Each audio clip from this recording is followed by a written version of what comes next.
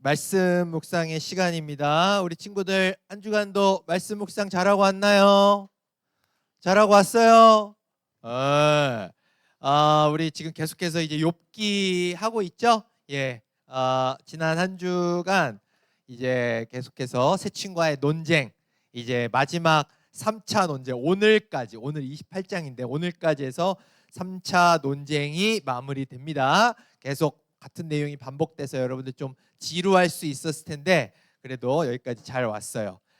이제 이 논쟁이 오늘로서 끝나고 내일부터는 이제 29장부터 32장까지 욥의 탄식, 그러니까 욥이 앞에서 새 친구와 논쟁하면서 했던 이야기들이 종합적으로 나와요. 그러면서 자기의 신세를 한탄하고 하나님을 또 원망하는 내용도 나오고, 이렇게 그런 앞에서의 새 친구와 논쟁하면서 나왔던 내용이 종합적으로 나오는 내용. 그리고 또 이제 엘리후라는 이제 새로운 인물이 이제 등장을 해요. 그래가지고 이 엘리후가 원래 그 옆에 있었던 사람이거든요. 새 친구와 욥이 논쟁할 때. 근데 이제 나이가 어리다 보니까 가만히 조용히 있었어. 그러다가 이제 그 논쟁에 이제 참전을 하는 거야. 근데 이 참전을 해서 누구 편에 서는 게 아니라 그야말로 모두 깎기. 그냥 다 까는 거예요. 욥 너도 문제고, 새 친구 니네도 문제고 하면서 내가 어려서 말 안 할라 그랬는데 니네가 이래 이래서 다 문제야 라고 하면서 이제 새로운 국면으로 접어드는 내용이 이제 이번 주에 이제 여러분들이 읽게 될 내용입니다. 그런 부분들을 좀 구조를 알고 이제 계속 끝까지, 여러분들 욥기 쉽지 않아요. 쉽지 않은데 마지막까지 하여튼 잘 읽어줄 수 있기를 바랍니다. 그리고 이제 퀴즈의 시간인데 오늘은 이제 퀴즈를 풀기보다는 지난주에 우리 정교인 성경 퀴즈 대회 있었어요. 여러분들 알죠? 근데 여러분들 전도사님이 제 방에도 올렸지만 우리 중등부에 아주 큰 경사가 있었던 걸 알죠? 예, 우리 정교인 대회에 이런 경사가 있었습니다. 우리 박수 한번 칩시다. 야, 우리 1등 박별 학생이고 2등이 호영이, 강호영 학생, 이렇게 됐어요. 우리 그 자리에서 한번 잠깐 일어나 볼까요? 별이랑 호영이 잠깐 일어나 보세요. 예, 잠깐 그 자리에서 잠깐 일어나 보세요. 예. 진짜 박수 한번 주세요. 대단합니다. 이게 여러분들 중등부 퀴즈 대회가 아니라 신양교회 전체 퀴즈 대회입니다. 근데 우리 1등, 2등 저게 중등부만 따로 하는 게 아니라 마지막 2명이 남았을 때, 최후의 2인이 남았을 때 이 장면입니다. 근데 다 중등부 학생들이었어요. 놀라운 일 아닙니까? 야, 다시 한번 박수 한번 주세요. 예. 전도사님 앉으세요. 여기에 그 영상을 그래도 아쉬워서 혹시 못 본 사람 있을까봐 좀 소리가 잘 날지 모르겠네요. 여기에 별이가 마지막 암송하는 장면을 갖고 왔는데 한번 들어보시겠어요? 네. 정답 보여주시죠. 그래서 시작하겠습니다. 네.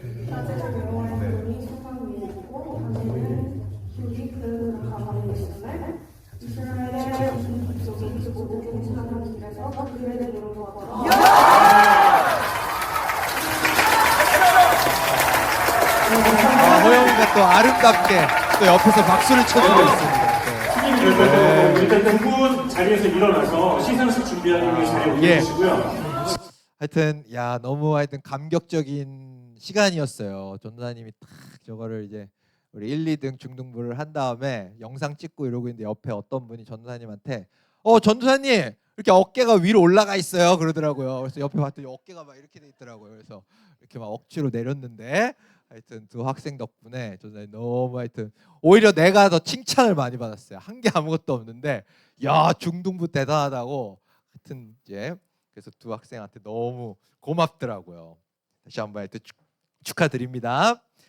자, 하여튼 오늘의 퀴즈는 지난주 이제 감격의 이 소식을 전하는 걸로 대신하고 오늘 바로 이제 말씀 묵상에 들어가도록 하겠습니다. 욥기 28장 1에서 28절입니다. 한 장 잘 읽고서 말씀 묵상 시작하도록 하겠습니다. 주일 설교를 시작하도록 하겠습니다. 주일 설교 시작하기 전에 우리 옆에 친구들이랑 같이 인사 한번 했으면 좋겠어요. 오늘이 이제 대림절 첫 번째 주일이잖아요. 전자님 따라서 인사합시다. 너는 좋겠다. 인사합시다. 너는 좋겠다. 예수님 곧 오시니까. 한 번 더. 너는 좋겠다. 예수님 너를 위해 오시니까. 예, 여러분들 이걸 믿으시죠? 예, 예수님께서 여러분들을 위해서 이제 곧 오십니다. 이 한 달 기쁜 마음으로 설레는 마음으로 나를 위해 오시는 우리 예수님 기다리는 그런 시간 됐으면 좋겠어요. 예, 이제 설교를 시작합니다. 오늘 설교의 제목은 참된 지혜는 어디서 오는가? 욥기 28장 1에서 28절입니다. 앞에서 얘기했었죠? 오늘 본문은 새 친구와의 논쟁 마지막 부분이다. 3차 논쟁의 마지막일 뿐만 아니라 4장에서 28장 굉장히 지루하게 이어졌던 긴 그 새 친구와의 논쟁의 마지막 부분이에요. 욥이 마지막으로 막 이제 이야기하는 내용인데 아무래도 마지막이다 보니까 좀 의미가 남다르잖아요. 예, 실제로 그렇습니다. 실제로 꽤 의미가 있게 봐야 될 부분인데 그래서 이 28장은 따로 이름도 이렇게 좀 붙어 있어요. 뭐냐면은 욥의 지혜의 시다. 욥이 생각하는 지혜. 성경에서 우리에게 가르쳐주는 지혜란 무엇이냐, 지혜는 어디서부터 오는 것이냐라고 하는 걸 가르쳐주는 시다. 이렇게 이름이 붙어 있다라는 거예요. 여러분들 지혜가 갈급한 분들은 오늘 설교 잘 들어보시길 바랍니다. 답은 간단해요. 이 오늘 읽은 마지막 28절에 욥이 분명하게 그거에 대한 답을 이미 이제 얘기해주고 있거든요. 우리 같이 한번 읽어볼까요? 다 같이 시작.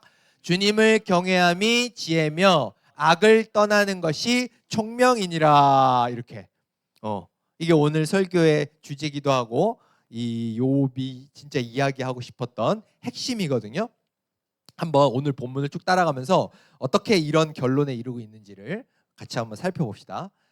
욥은 이 이야기를 하기 위해서 먼저 인간과 짐승을 비교하는 이야기를 합니다. 여기에 이제 보면은 사람들은 광석에서 사파이어와 금을 얻을 수 있네. 그 지하의 길은 독수리도 알지 못하고 매도 본 적이 없어. 위험 있는 짐승도 가본 적이 없고 사자도 어슬렁거린 적이 없지. 이렇게 이야기하고 있어요. 좀 생뚱맞죠? 지혜 얘기하는데 갑자기 왜 인간과 짐승을 비교하나? 여기 보면 이제 독수리나 매가 이렇게 나와요. 근데 여러분들 한 번쯤 들어본 얘기겠지만 매나 독수리가 시력이 얼마쯤 되는지 알아요? 시력이 좋다는 얘기는 들어봤죠? 이 독수리의 시력이 평균 4.0에서 5.0이래요. 예, 인간은 요즘 특히 이제 학생들이 이제 스마트폰 많이 보니까 평균 1 이하라고 하던데, 그러니까 인간의 평균 시력보다 4배, 5배 좋은 거죠. 그래서 저 하늘 위에서 막 이렇게 날아다니다가 저 밑에 막 요만한 쥐를 다 보잖아요.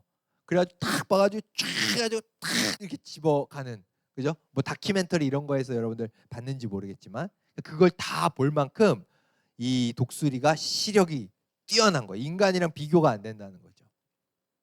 독수리뿐만 아니라 그 짐승 중에는 인간보다 훨씬 뛰어난 능력을 가진 동물들이 많아요. 예를 들어서 치타. 치타 최고 시속 몇 킬로래요? 110킬로래요. 엄청나죠?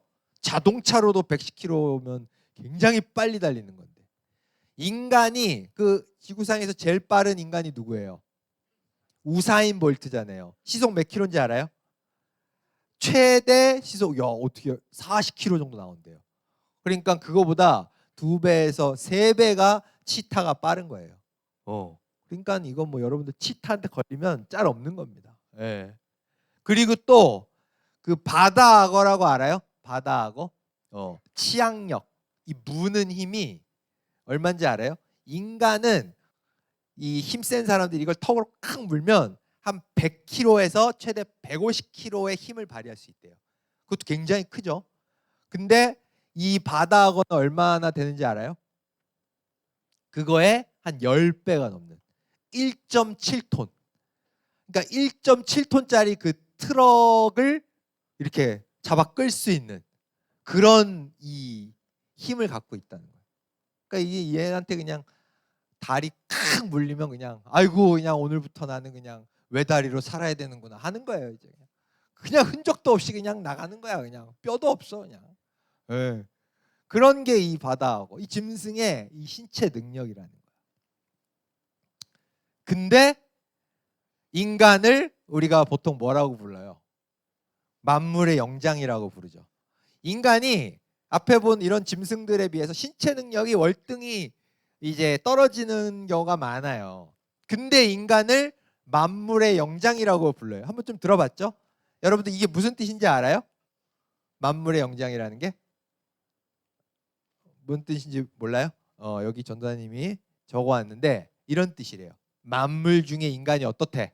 가장 지혜롭다. 신체 능력은 좀 떨어질지 모르겠지만 인간에게는 지혜가 있다라는 거예요. 지혜가. 실제로 인간의 지적 능력은 다른 동물들과 비교할 수 없이 훨씬 높다라는 거예요. IQ만 놓고 봤을 때 단순 비교긴 하지만 곤충은 평균 IQ 8, 파충류는 16, 그리고 좀 고등 동물 앞에서 나왔던 뭐 독수리라든가 뭐 치타, 호랑이 막 이런 고등 동물도 얼마쯤 될 것 같아요? IQ가 40, 50. 어떻게 그렇게 잘 아세요? 40 아니었구나. 32. 32래요. 32. 32밖에 안 된대요. 원숭이가 되게 똑똑한 걸로 알잖아요. 근데 원숭이도 50, 60이 안 된대요. 60 아래래요. 아무리 좋아도. 근데 인간은 여기 적어놨지만 평균 IQ가 120이래요. 여기 좀 표정이 안 좋은 분들은 왜 나는 고등동물에 가깝지? 라고 하는 그런 좀 지금 표정. 여러분들 IQ 낮아도 극복할 수 있대요. 가끔은. 그러니까 힘내세요. 아무튼 그래서 그러니까 이게 뭐 어때요? 지금 월등히 이 지적 능력이 뛰어나잖아요. 지혜가 있는 거예요. 무슨 얘기인지 알겠죠? 그러니까 이 지금 이 욥이 무슨 얘기하고 있는 거예요? 독수리, 매, 위험 있는 짐승, 사자 훨씬 인간보다 시력도 좋고 힘도 좋고 한데 그러나 그들은 뭘 못한다는 거야? 광석에 묻혀있는 사파이어, 금 이게 얼마나 귀중한 건지 그 안에 묻혀져 있는 걸 판에서 사용할 줄 아는 능력이 있다 없다? 없다. 그런 지적 능력 지혜가 없다라는 거예요. 땅속에 묻혀있는 석유, 석탄 이런 것들 캔에서 사용하는 그런 능력 없다. 인간이 만물의 영장 가장 지혜로운 그런 존재다라는 이야기를 이렇게 하고 있다라는 것이죠. 근데 욥이 여기까지 나아간 다음에 끝나는 게 아니라 한 발짝 더 나아가서 생각을 해본 거야. 인간이 그렇게 지혜롭고 많은 동물보다 훨씬 지적 능력이 뛰어난데 자기가 고민을 해보니까 정작 진짜 중요한 아주 근원적인 문제들, 아주 근원적인 것들에 대해서 과연 인간이 스스로 답을 할 수 있나? 라고 생각을 하니까 뭔가 좀 회의감이 들기 시작한 거예요. 뭐 예를 들어서 천지의 창조, 이 세상이 어떻게 만들어서 어디로 가고 있는가? 인간이란 존재는 어떻게 만들어졌고 죽으면 어디로 가는 것인가? 그리고 이 대자연의 흐름 앞에서 인간은 어떤 존재인 것인가? 막 과학 발전하면서 뭐 천지창조 이런 거에서 뭐 빅뱅 이런 막 나오고 여러분 들어봤죠? 그러나 그건 여전히 전혀 검증이 안 된 가설에 불과합니다. 인간이 뭐 신화를 통해서 이렇게 왔다라고 하지만 그것도 검증이 안 된 하나의 설, 이론에 불과한 거예요. 그리고 여러분들 어때요? 인간이 막 문명을 어마어마하게 발전해 냈다라고 하지만 여전히 어때요? 뭐 지난 설교 때 저 이제 튀르키예와 시리아의 대지진 때 뭐 안타깝게 6만 명이 넘는 사람들이 사망하고 이런 얘기했잖아요. 여전히 그 대자연의 흐름 속에서 인간은 정말 너무 무력해요. 거기에서 벗어나려고 그렇게도 노력을 해왔는데도 여전히 뭐 그 선진국이건 아니건 여전히 무력한 모습을 보이고 있다라는 거예요. 그리고 또 어때요? 인간이 막 만물의 영장이니 지혜롭니 막 이렇게 막 얘기하지만 인간 사회의 모습을 보면 온갖 전쟁과 폭력과 부정부패와 사회 악이 여전히 사라지지 않고, 지금 뭐 이스라엘과 팔레스타인 그리고 뭐 우크라이나 러시아의 전쟁 끝도 없이 계속해서 그냥 막 갈등과 폭력이 그냥 멈출지를 모르잖아요. 그죠? 그러니까 욥이 생각할 때, 아니 인간이 그렇게 지혜롭다라고 하는데 과연 이런 근본적인 문제에 대해서 인간이 지금 답을 찾고 있는가? 과연 인간이 스스로 이거에 대해서 답을 얻고 있는가라고 고민한 끝에 낸 결론은 어떻다? 인간은 스스로 참된 지혜에 이를 수 없다. 전도사님 따라서 한번 읽어봅시다. 인간은 스스로 참된 지혜에 이를 수 없다. 인간은 스스로 아무리 고민을 하고 아무리 연구를 하고 머리를 맞대봐도 참된 지혜, 앞에서 얘기했던 그런 아주 근원적인 문제에 대한 답을 내놓을 수 없구나라고 한 게 바로 욥의 생각이라는 거죠. 그래서 욥이 이거에 대해서, 그러면 우리가 이 참된 지혜, 이런 근원적인 문제에 대해서 답을 어떻게 찾아야 되는가? 우리 안에 그거에 대한 답이 없다면 어떻게 해야 돼요? 그 답을 갖고 있는 존재를 찾아가야 되는 거죠. 그죠? 그게 바로 누구라는 거예요? 바로 하나님이시다. 하나님만이 그런 참된 지혜를 가지고 계시다라고 하는 고백에 이른다라는 겁니다. 그래서 여기에 23절, 24절 우리 같이 한번 읽어보도록 하겠습니다. 다 같이 시작. 오직 하나님만이 지혜의 길을 아시고 총명이 어디 있는지 아신다네. 그분은 땅 끝까지 보시고 하늘 아래 모든 것을 살피시기 때문이지. 뒤에도 계속해서 나오는데, 하나님이 바람의 무게도 재고 물도 측량하시고 그분은 비에게 명명하시고 천둥의 갈 길을 지시하시는 분이다.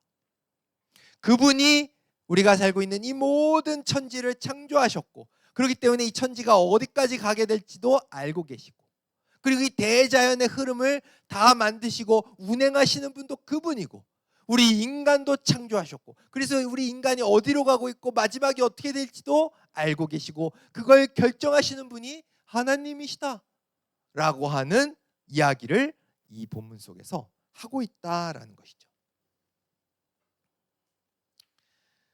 이런 결론에 이르러서 이제 욥이 드디어 이런 결론에 이르게 되는 것이죠.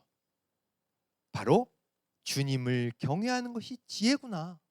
우리 안에는 그 근원적인 문제에 대해서 지혜가 없기 때문에 그 하나님, 오직 유일하게 그 참된 지혜를 가지고 계신 그 하나님 곁으로 가서 그 하나님을 존경하고 그 하나님을 두려워할 줄 아는 것, 매사에 그분을 인정하는 것, 그분이 하시는 이야기를 경청하는 것, 이게 유일하게 우리가 참된 지혜를 얻는 길이구나 라고 하는 걸 깨닫게 돼서 마지막에 이런 고백을 하고 있다라는 것입니다.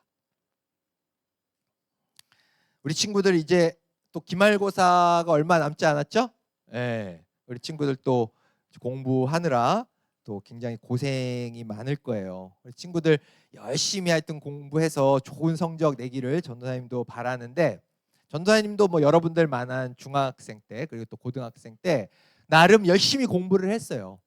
열심히 이제 학교에서 가르쳐주는 뭐 학원에서 가르쳐주는 공부 열심히 했는데, 그렇게 열심히 해놨던 공부가 어디 가지 않더라고요. 그게 다 살면서 도움이 되더라고요. 뭐 실제적으로 대학 가는데도 도움이 됐고, 또 직장을 얻는데도 도움이 됐고, 또 뭐 그런 자리를 얻는 것뿐만 아니라 뭐 내가 일상에서 겪는 어떤 문제들을 해결하는 데도 그런 지식, 그런 지혜들이 도움이 되더라고요. 그리고 또 어떤 사람들과 인간관계를 맺거나 대화를 할 때도 그런 지식이나 지혜가 상당히 유용하게 다 사용되더라고요. 그렇기 때문에 우리 친구들이 그 중학생 때 열심히 공부를 해둬야 돼요. 근데 문제가 있어요. 문제가 뭐냐면, 전도사님이 30대 이제 초중반, 이 설교 때 뭐 여러 차례 이미 얘기를 했겠지만 30대 초중반에 이제 대학원을 졸업하고, 그때가 전도사님이 생각할 때 전도사님에 있어서 내 머리에 지식과 지혜가 가장 정말 맥시멈이었을 상태였거든요.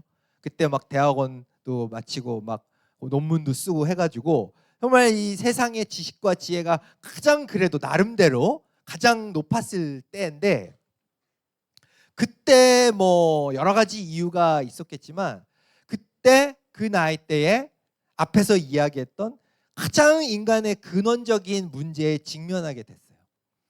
막 인생이 너무 공허하고 너무 한도 끝도 없이 삶이 우울해지고 아무런 어떤 뭐 삶의 즐거움이 다 사라져버리고, 그래서 막 극도의 어떤 불안과 우울과 공허, 이런 게 30대 초반에서 중반으로 넘어갈 때 그게 전도사님을 찾아오더라고요.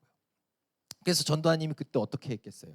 당연히 그동안 내가 어렸을 때부터, 중학생 때부터 고등학생 때 열심히 공부했던 어떤 세상의 지식과 지혜와 이런 것들을 총동원해가지고 그런 고통으로부터, 그런 불안, 우울로부터 벗어나려고 막 온갖 방법들을, 막 그 지식들을 조합하고 막 해가지고 찾았단 말이죠. 근데 어떻게 됐을 것 같아요? 전혀 내가 맞닥뜨린 이 존재에 대한 불안과 존재에 대한 이 공허와 우울에서 그 지식들이 나를 벗어나게 해주지 못하더라고요. 답이 안 되더라고요. 그래서 그 고통을 끊어내주지를 못하더라고요. 그래서 전도사님이 그렇게 수많은 세월을, 허송세월을 하다가 결국에는 다시 교회로 돌아갔어요. 그래서 내가 어렸을 때 다녔던 그 교회에 그 성경의 말씀에는 답이 있을까라고 해가지고 하나님 앞으로 나아가게 된 거죠. 그리고 하나님 앞에 나아갔을 때 그 성경 속에 담겨 있는 하나님의 지혜를 통해, 여기에 답이 있었구나. 내 이 내면의 이 깊은 어둠을 내가 벗어날 수 있게 해주는 답이 이 성경 속에 담긴 하나님의 지혜에 있었구나라는 걸 깨닫게 됐다라는 거예요. 그 전도사님이 앞에서 그 우리 두 친구, 너무나 자랑스러운 우리 별이랑 호영이 그 축하 우리 아까 해줬었잖아요, 그죠? 전도사님이 이 두 친구가 이 1등, 2등을 하면서 너무 기뻤던 게, 주변에서 막 전도사님 칭찬해주고 격려해주고 막, 그래서 어깨가 올라가고 이래서 기뻤던 것도 있어요. 그것도 감사한 일이죠. 근데 그거는 뭐 그냥 지나가는 일일 뿐이에요. 잠시 잠깐 기뻤다가 그냥 시간 지나면 뭐 금방 사라져버리는 기쁨이거든요. 근데 왜 별이와 호영이가 이렇게 1등, 2등을 한 게 전도사님께 오랫동안 여운이 남고 감격스러워 기뻤냐? 이 친구들이 비록 지난주에 이 성경 퀴즈대회에서 1등, 2등 한 거, 이 성경 퀴즈대회이기 때문에 암송을 하고 문제를 외우고 했을 텐데, 이 친구들에게, 언젠가 이 친구들에게 내가 겪었던 그런 삶의 원인을 알 수 없는 불안, 그리고 존재에 대한 공허감, 그리고 해결할 수 없는, 세상의 지식과 지혜가 해결해 줄 수 없는 어떤 불안과 우울의 상태가 찾아왔을 때, 그때 이 아이들이 외웠던 저 말씀이 이 아이들을 지켜주겠구나, 그런 생각이, 그 확신이 전도사님 안에 확 들더라고요. 이 아이들이 비록 퀴즈대회 때문에 설교에 이 말씀을 암송했을지 모르겠지만, 분명히 이 아이들에게 한 번쯤은 찾아올, 인생에 한 번쯤은 거쳐가야 할 그 공허와 존재에 대한 불안이 맞닥뜨렸을 때, 저 아이들이 외웠고 저 아이들이 공부했던 저 말씀, 저 말씀 속에 담긴 하나님의 지혜가 세상이 절대로 해결해 줄 수 없는 그 문제를 해결해 주겠구나 라고 하는 그 확신이 들었다는 것이죠. 그래서 그걸 보면서 전도사님이 참 뿌듯하고 기뻤습니다. 이제 설교를 마치도록 하겠습니다. 우리 친구들, 이제 오늘 대림절이죠. 이제 12월의 시작입니다. 우리 여러분들, 시작이 좋으면 다 좋다, 끝이 좋으면 다 좋다라고 얘기하죠. 지난 11개월간 말씀 묵상 안 했던 친구들 다 잊으세요. 마지막 한 달 잘하면 1년 다 잘한 거예요. 그러니까 우리 친구들 이 마지막 12월 한 달, 이 대림절 기간에 말씀 묵상 다시 한번 시작합시다. 그렇게 할 수 있나요? 할 수 있어요? 예. 말씀 묵상을 통해 세상이 줄 수 없는 지혜, 하나님의 지혜를 우리 친구들이 배워갈 수 있게 되기를 간절히 소망합니다. 이 시간 같이 기도합시다. 이 시간 설교의 내용을 기억을 하면서 주님, 제가 지금까지 하나님이 주신